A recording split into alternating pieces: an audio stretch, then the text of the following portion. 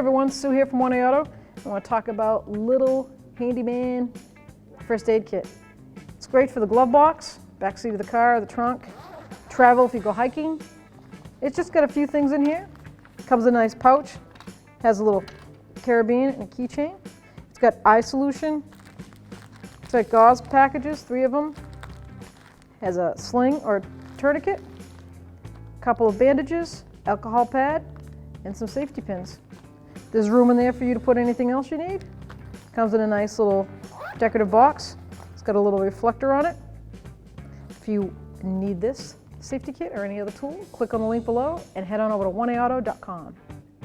Thanks for watching. Visit 1AAuto.com, your place for DIY auto repairs, for great parts, great service, and more content.